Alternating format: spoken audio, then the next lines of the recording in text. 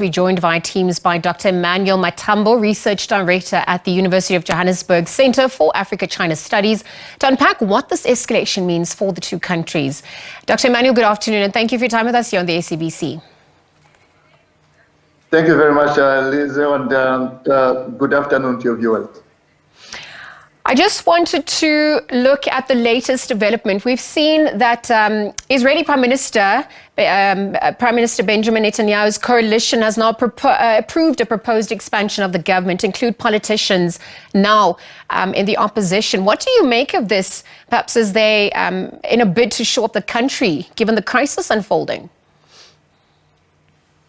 Yes, indeed, as you would probably know, and a lot of people know, Benjamin Netanyahu is running a coalition government that has a lot of elements that are regarded as the far-right elements in Jewish politics. So, but what we have seen in the last couple of days is something that will unite Jewish politicians across the political spectrum because of just the scale of the attack itself by Hamas and how it came. It came as a very staggering attack on Israel. Israel has kind of touted itself as being an impregnable force, especially over the last couple of years, and that is why Benjamin Netanyahu was brought in to boost that to boost the confidence of Israel. But obviously, the scale of the attack is one that has cooperated, or so to say, or sponsored a certain sense of patriotism across the political spectrum, and we're not surprised that now there's been an expansion of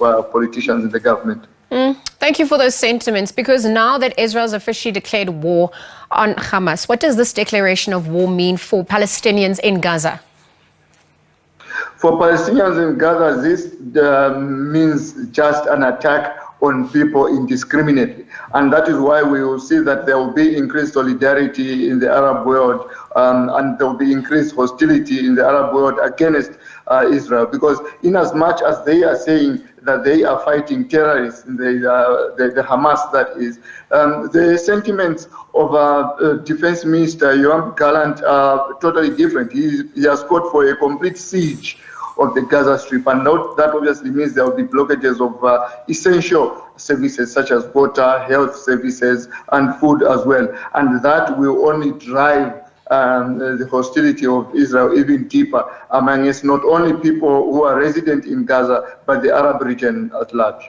Well, let me pick up on that point, because I want to look at the impact of this war, the regional aspects, the regional implications, perhaps also the international community's role at this point, the involvement of other countries. We've also seen that, there are also citizens who remain unaccounted for that haven't, and that info hasn't come to the surface yet. What are you observing on those fronts? First of all, the reaction of certain players has been predictable. The United States and the European Union have been unequivocal in their support of Israel. That is understandable because the European Union and the United States have designated Hamas as a terrorist organization. But obviously they cannot overlook the fact that Hamas has been ruling in Gaza after it took over from Fatah in 2006. In the Arab world, the indiscriminate approach of Israel actually confirms to the Arab world just the spread of Zionism and how how differences are irreconcilable, so to say, between Israel and its Arab neighbors. When it comes to Egypt, Egypt historically has been a more responsible partner, so to say, of the United States in the Arab-Israeli war. But then, well, we have seen that I think the Israeli government has threatened that it will actually attack some of the transport that might want to offer relief to the Gaza Strip. So this war is polarizing in that it will actually antagonize even players such as Egypt that have been more accommodating of Israel's presence in the Middle East. Absolutely, because Israel's recent peace agreements with several Arab countries was deemed a step in the right direction. And given the escalation with Hamas, there have been concerns about what the threat from Hezbollah and Lebanon, as well as Iran, is going to mean in terms of the risks and the conflict as they stand in solidarity as well. So beyond Egypt, what's also emerging on that front for you?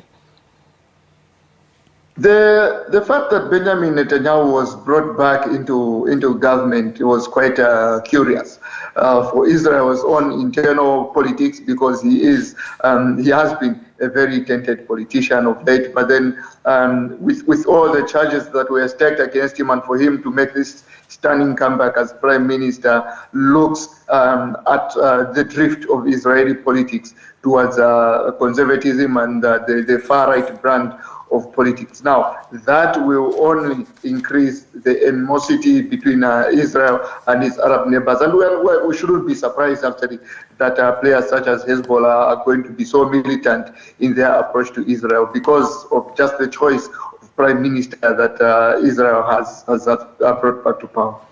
Well, as we also look at other scenarios unfolding, is a truce on the cards, given what is at stake? Does the two-state solution as a path to peace perhaps still stand? Is a one-state solution realistic even?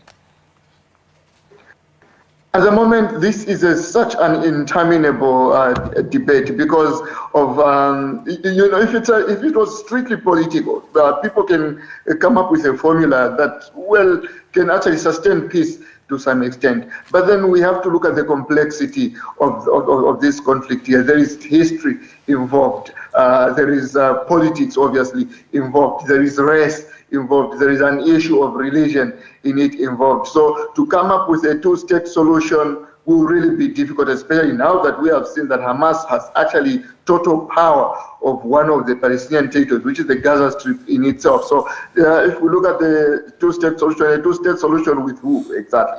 I don't see Benjamin Netanyahu's administration being even amenable or accommodating the idea of a genuine peace negotiation with Hamas. So that would be a very difficult solution to come up with.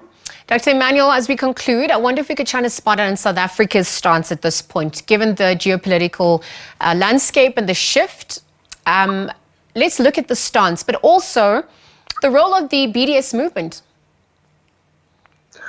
If you look at South Africa's history, South Africa's history has to be judged from the African National Congress's perspective and its history of solidarity with the cause of the Palestinians. So if you look at that, there is obviously a lot of solidarity that ordinary and innocent Palestinians are going to receive from the African National Congress.